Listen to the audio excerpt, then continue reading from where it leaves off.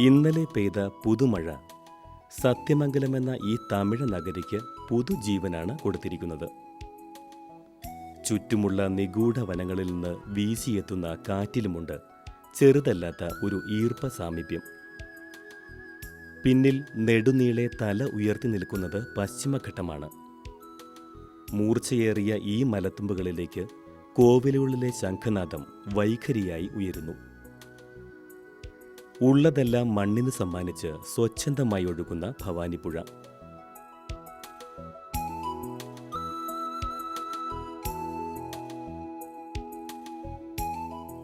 വിശ്വവിജയിയായ വിരാട കർഷകന്റെ ഹൃദയതാളം തേടിയുള്ള ഹരിതഭാരതത്തിന്റെ ഈ പുലർക്കാല യാത്ര ഇവിടെ തുടങ്ങുകയായി.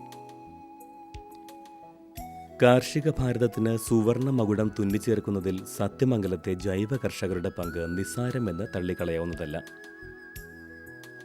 വ്യക്തമായി പറഞ്ഞാൽ ആ മകുടത്തിലെ പൊൻതൂവലുകൾ അപ്പാടെയും സമ്മാനിച്ചത് ഇവിടത്തെ കർഷകർ തന്നെ. ജൈവ കൃഷിരീതി മണ്ണിനെ പൊന്നുപോലെ സൂക്ഷിക്കുന്ന ഒന്നാണ്. ഭൂമിയെ ഇത്രയധികം സ്നേഹിക്കുന്ന, ഇത്രമാത്രം സംരക്ഷിക്കുന്ന മറ്റൊരു കൃഷിരീതി ഇല്ല തന്നെ. രാസവളങ്ങളെ പാടെ ഉപേക്ഷിച്ച് മണ്ണിനെ നോവിക്കാത്ത വളങ്ങളും കീടനാശിനികളും മാത്രമാണ് ഈ കർഷകർ ഉപയോഗിക്കുന്നത്. വൈദ്യശാസ്ത്രത്തിൽ ആയുർവേദത്തിന്റെ സ്ഥാനമാണിതിന്. പ്രകൃതിയിൽ സുലഭമായ പദാർത്ഥങ്ങൾ മാത്രമേ അസംസ്കൃത വസ്തുക്കളാകുന്നുള്ളൂവെന്നതാണ് ഇതിൻ്റെ ഏറ്റവും വലിയ പ്രത്യേകത. ഓർഗാനിക് ഫാമിങ്ങിൻ്റെ പ്രമുഖ വക്താവും തെന്നിന്ത്യയിലെ തലതൊട്ടപ്പനുമായ ശ്രീ എസ്.ആർ. സുന്ദരരാമൻ എന്ന മുടിചൂടാമനെ തേടിയാണ് ഹരിതഭാരതത്തിൻ്റെ ഈ യാത്ര.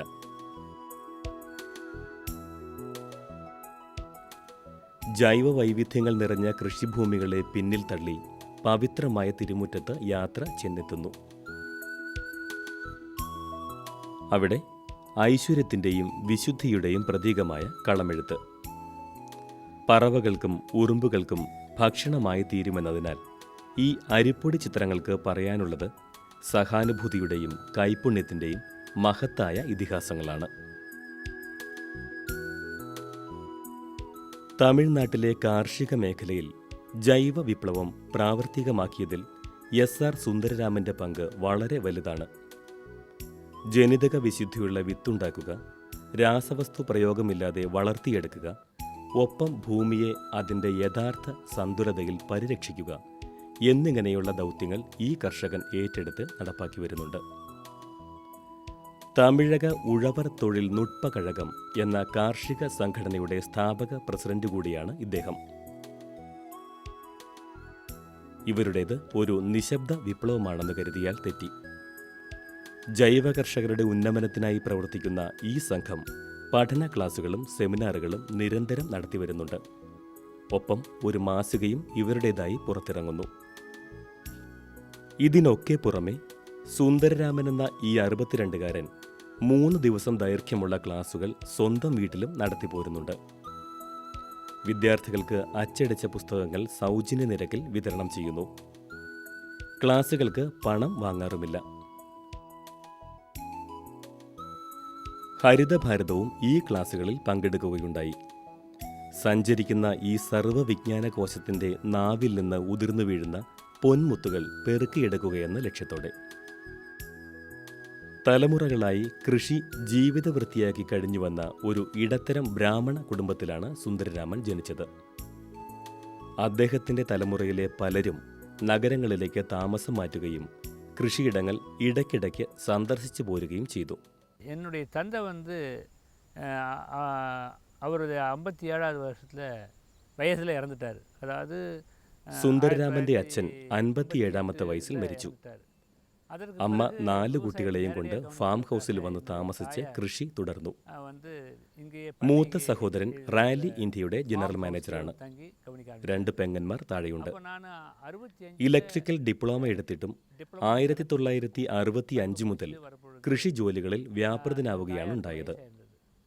25 വർഷക്കാലം രാസകൃഷി ചെയ്തു. തുടർച്ചയായ രാസവള പ്രയോഗം ദൂഷ്യം ചെയ്യുന്നുവെന്ന് തിരിച്ചറിയുവാൻ ഏറെ സമയമെടുത്തു. ഉപയോഗിക്കേണ്ടി വരുന്ന രാസവളത്തിൻ്റെയും കീടനാശിനിയുടെയും അളവ് ഓരോ വർഷവും കൂടിക്കൂടി വരികയായിരുന്നു. അതിനോടൊപ്പം പല പല രോഗങ്ങളും അനാവശ്യമായി വിരുന്നിനെത്തി. 1700 മുതൽ 3000 ഡിഗ്രി സെൽഷ്യസ് വരെയുള്ള താപനിലയിൽ തയ്യാറാക്കപ്പെടുന്ന രാസവസ്തുക്കൾ സൂര്യപ്രകാശത്തിൽ അലിയില്ല എന്ന് സുന്ദരരാമന് ബോധ്യമായി. തീയിൽ കുരുക്കുന്നതുണ്ടോ വെയിലത്ത് വാടുന്നു. ഈ വിഷപദാർത്ഥങ്ങൾ അത്ഭുത വേഗത്തിലാണ് വിളയിലേക്ക് കയറിക്കൂടുന്നത്.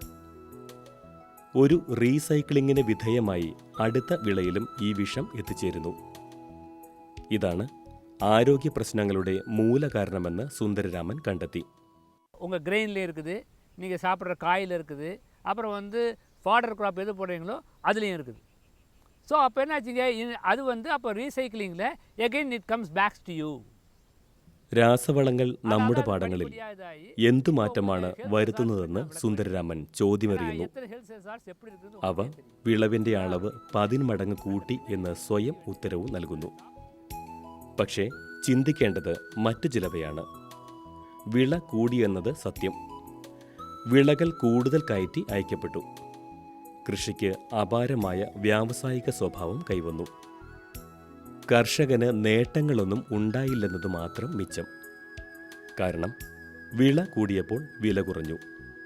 കഴിഞ്ഞ 20 വർഷങ്ങളായി ഇവിടത്തെ സർക്കാർ ഉദ്യോഗസ്ഥൻ്റെ ശമ്പള വർധനവിനെയും കർഷകന്റെ വരുമാന തോതിനെയും പഠന വിഷയമാക്കേണ്ടതാണ് എന്നാണ് ഇദ്ദേഹത്തിൻ്റെ അഭിപ്രായം. രാസകൃഷിയുടെ അതേ വിളഫലം ജൈവ കൃഷിയിലും ലഭ്യമാകുന്നു എന്നതിന് സുന്ദരരാമൻ തന്നെ ഉത്തമ ഉദാഹരണമാണ്. മികച്ച കായ്ഫലം തരുന്ന നാടൻ വാഴകൾ ഇദ്ദേഹത്തിൻ്റെ തോട്ടത്തിലുണ്ട്. കഴിഞ്ഞ 10 വർഷമായി ജൈവ കൃഷി ചെയ്യുകയാണ് ഇദ്ദേഹം.